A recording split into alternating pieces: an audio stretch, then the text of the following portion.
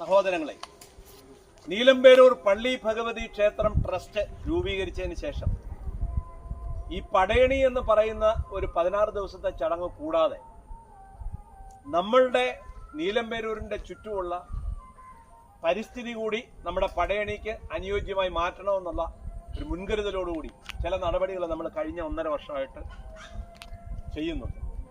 സത്യത്തിൽ ഒരു പ്രസംഗത്തിന് വേണ്ടിയിട്ടല്ല ഞാനിത് പറയുന്നത്. നമ്മൾ ചെയ്യുന്ന കാര്യങ്ങൾ നമ്മൾ തന്നെ മനസ്സിലാക്കണം.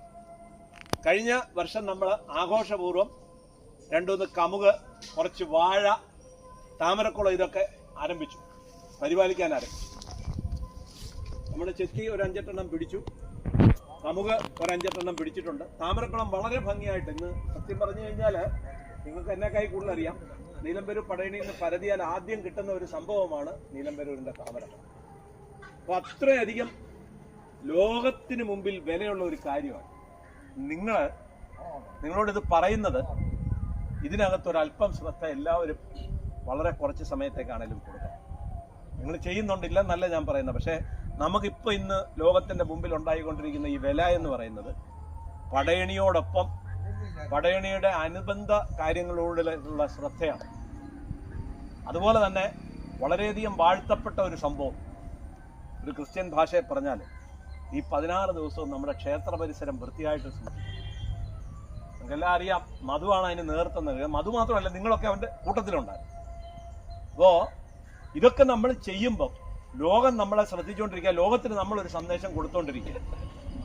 അതുകൊണ്ട് ഈ ഒരു പ്രവൃത്തി എന്ന് പറയുന്നത്, സത്യം പറഞ്ഞാൽ പൂരത്തിന് വരുന്നവരെല്ലാം പടയണി കണ്ടിട്ടു, പക്ഷേ നമ്മളെ കാണുന്നത് ഇതുപോലുള്ള പ്രവൃത്തികളിലൂടെ. ഇത് ഭയങ്കരമായ സന്ദേശമാണ് നമ്മുടെ വീട്ടുകാർക്കും നമ്മുടെ അനുജന്മാർക്കും. ഇപ്പം നിങ്ങളൊക്കെ യുവ തലമുറയാണ്.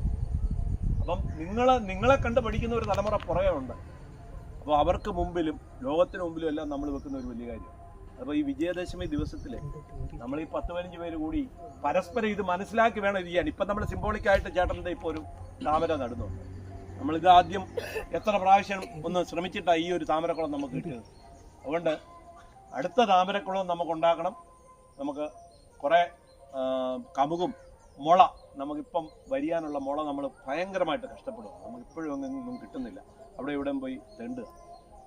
അതുപോലെയുള്ള വസ്തുക്കളും കൂടെ നമുക്ക് ഉണ്ടാക്കണം.